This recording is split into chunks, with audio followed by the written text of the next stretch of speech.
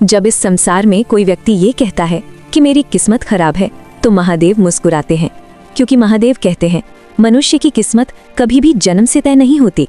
किस्मत हर दिन हर क्षण मनुष्य स्वयं लिखता है। हिमालय की गोद में कैलाश पर्वत पर एक दिन माता पार्वती गंभीर विचार में डूबी थीं। उनके मन में मनुष्यों के दुखों को लेकर अनेक प्रश्न उठ रहे थे।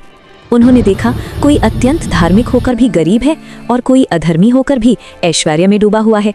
यही देखकर माता पार्वती ने महादेव से पूछा, नाथ, यदि आप ही सबके कर्मों के साक्षी हैं, तो फिर मनुष्य का जीवन इतना असमान क्यों है? महादेव ध्यान से उठे।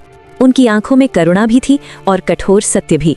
महादेव बोले, पार्वती, मनुष्य केवल परिणाम देखता है, कारण नहीं, और जो कारण नहीं समझता वही भाग्य को दोष देता है। महादेव ने कहा, जिसे लोग भाग्य कहते हैं वो वास्तव में पूर्व जन्मों और इस जन्म के संचित कर्मों का फल है, परंतु ये फल स्थायी नहीं होता। हर नया कर्म पुराने भाग्य को बदलने की शक्ति रखता है। माता पार्वती ने आश्चर्य से पूछा, नाथ, तो क्या मनुष्य अपने दुर्भाग्य को भी बदल सकता है? महादेव ने गंभीर स्वर में कहा, हाँ पार्वती, लेकिन शर्त यह है कि उसे स्वयं को बदलना होगा। महादेव बोले, मनुष्य चाहता है सुख लेकिन त्याग नहीं चाहता। वो चाहता है सफलता लेकिन अनुशासन नहीं चाहता। वो चाहता है ईश्वर की कृपा लेकिन अहंकार छोड़ना नहीं चाहता, और फिर वो भाग्य को दोष देता है।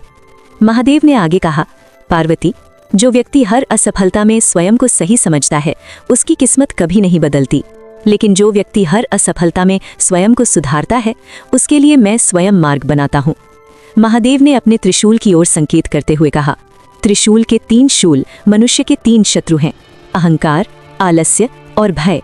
जब तक ये तीनों जीवित हैं, भाग्य कैद में रहता है। महादेव बोले, मनुष्य का भय उसकी सबसे बड़ी बेड़ी है। भय असफल होने का, समाज का, भविष्य का। जो भय से मुक्त हो गया उसकी आधी किस्मत उसी दिन बदल गई। माता पार्वती ने पूछा, नाथ, भय से कैसे मुक्त हुआ जाए? महादेव ने कहा, जो ये समझ ले कि ये शरीर नश्वर है वही निर्भय हो जाता है, और जो निर्भय है उसके कर्म शक्तिशाली हो जाते हैं। महादेव ने अंतिम शब्दों में कहा, याद रखना पार्वती, मनुष्य की किस्मत कभी भी बाहर से नहीं बदलती। जब भीतर परिवर्तन आता है तभी बाहर का संसार बदलता है। और तभी माता पार्वती ने महादेव से कर्म और भक्ति के उस रहस्य को जानना चाहा जो मनुष्य के जीवन को पूरी तरह बदल देता है। माता पार्वती का मन अब और अधिक जिज्ञासु हो उठा था। उन्होंने महादेव से पूछा, नाथ, आपने कहा कि भीतर का परिवर्तन ही भाग्य को बदलता है, लेकिन मनुष्य भीतर से बदले तो कैसे बदले? महादेव मंद मुस्कान के साथ बोले, पार्वती, मनुष्य बाहर की दुनिया को जीतना चाहता है, लेकिन अपने मन को कभी जीतना नहीं चाहता। महादेव ने कहा, मन ही मनुष्य का सबसे बड़ा मित्र भी है और सबसे बड़ा शत्रु भी। जो मन पर विजय पाले उसके लिए कोई भी भाग्य अडिग नहीं रहता। महादेव बोले, मनुष्य दिन भर हजारों विचार करता है और वही विचार धीरे धीरे उसके कर्म बनते हैं। कर्म आदत बनते हैं और आदतें उसका भाग्य। माता पार्वती ने कहा, तो नाथ, क्या केवल विचार बदलने से किस्मत बदल सकती है? महादेव का स्वर अब और गंभीर हो गया। केवल विचार नहीं, संकल्प भाग्य बदलता है। महादेव ने कहा, संकल्प वो शक्ति है जो देवताओं को भी बाध्य कर देती है, लेकिन मनुष्य का संकल्प बहुत कमजोर होता है। वो आज कुछ चाहता है, कल कुछ और। महादेव बोले, जिस मनुष्य का संकल्प डगमगाता है उसकी किस्मत भी डगमगाती रहती है। तभी महादेव ने एक प्राचीन कथा सुनाई। एक समय एक साधारण मनुष्य था। न धन था, न कुल, न विद्या, लेकिन उसके भीतर एक ही संकल्प था, मैं अपने जीवन को व्यर्थ नहीं जाने दूंगा। महादेव बोले, उस मनुष्य ने न देवताओं से वरदान मांगा, न भाग्य को कोसा। उसने केवल अपने कर्म शुद्ध किए। वो हर दिन सूर्य निकलने से पहले उठता, अपना कर्तव्य करता और फल की चिंता महादेव पर छोड़ देता। महादेव बोले, पार्वती, जिसने फल त्याग दिया उसके कर्म बंधन नहीं बनते, और जो कर्म बंधन नहीं बनाते वही किस्मत तोड़ते हैं। माता पार्वती ने धीरे से पूछा, नाथ, क्या यही कर्मयोग है? महादेव ने कहा, हाँ पार्वती, कर्मयोग ही वो मार्ग है जहाँ मनुष्य अपने भाग्य का निर्माता बनता है। महादेव बोले, जो व्यक्ति शिकायत में अपना समय गंवाता है उसकी ऊर्जा नष्ट होती है, और जिसकी ऊर्जा नष्ट हो जाए उसका भाग्य भी कमजोर हो जाता है। महादेव ने कहा, इसलिए मैंने पुराणों में कहा है, शिकायत दरिद्रता का पहला लक्षण है। माता पार्वती ने यह सुनकर गंभीर स्वर में पूछा, नाथ, फिर ऐसा क्या करे मनुष्य जिससे महालक्ष्मी की कृपा स्थायी हो जाए?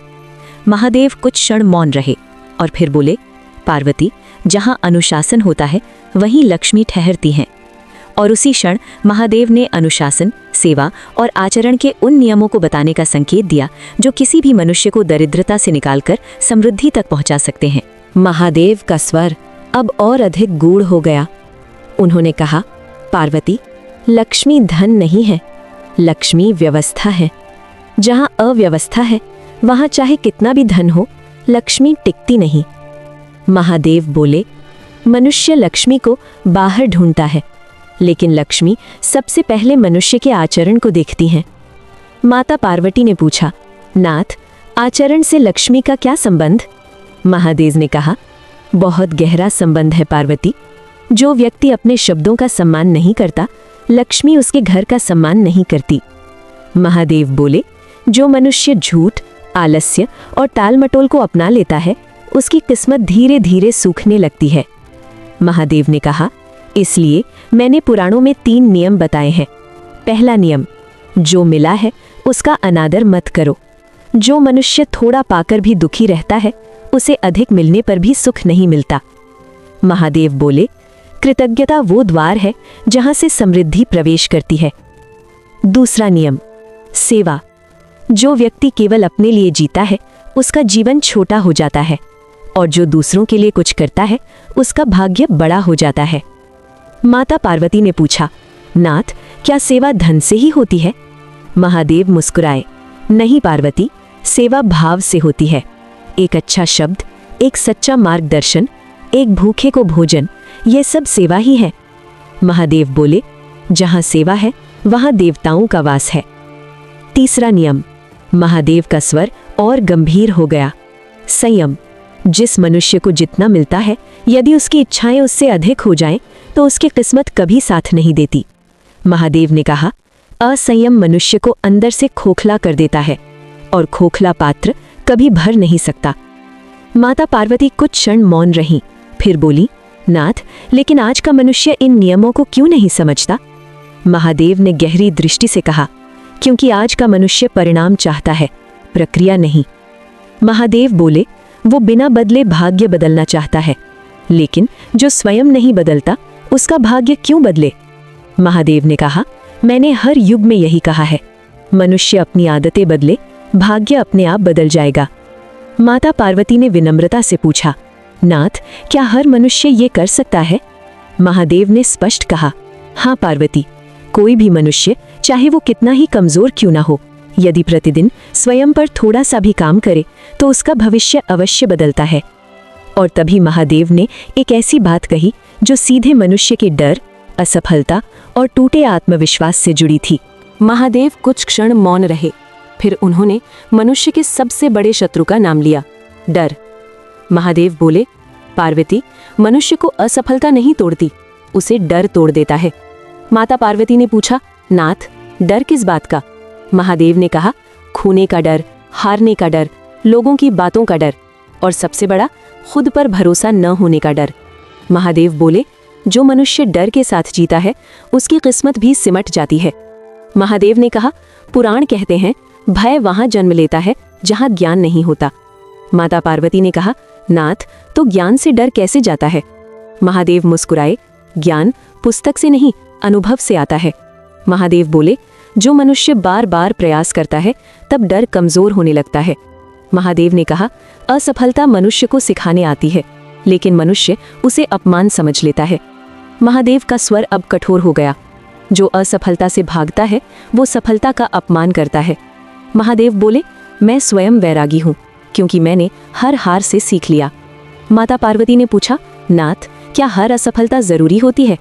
महादेव ने उत्तर दिया, हाँ, जिस जीवन में असफलता नहीं, उस जीवन में गहराई नहीं।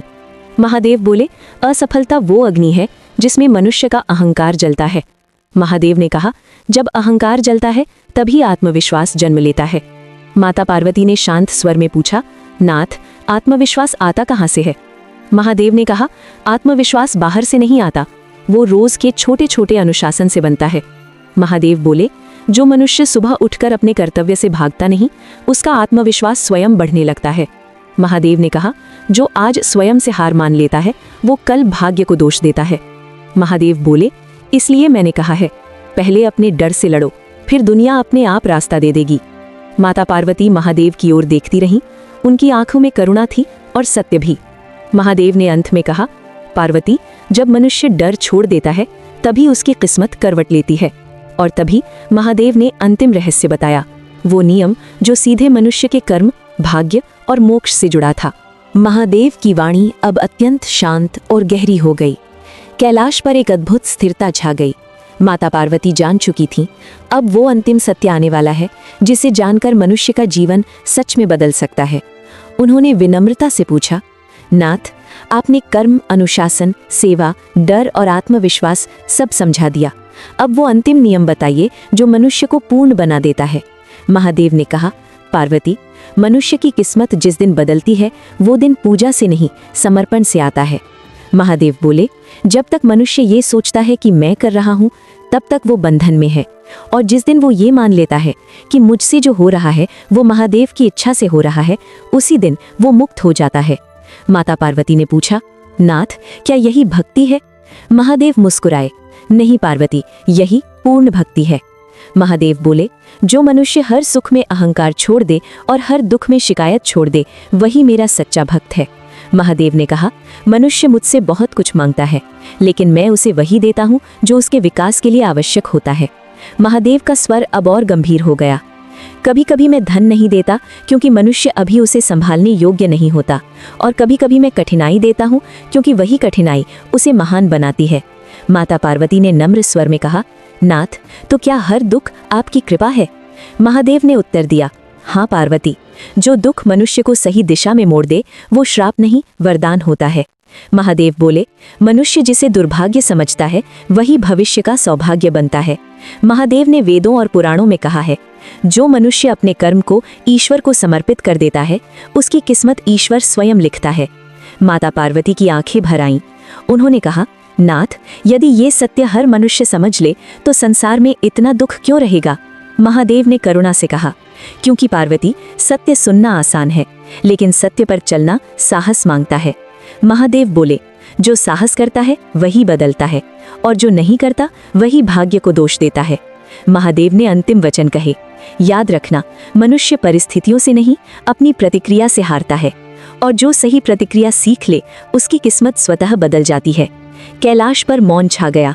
माता पार्वती ने महादेव के चरणों में नमन किया, और उसी क्षण ये ज्ञान संपूर्ण सृष्टि में प्रवाहित हो गया। जो व्यक्ति महादेव पर पूरा भरोसा कर लेता है उसके लिए असंभव कभी असंभव नहीं रहता।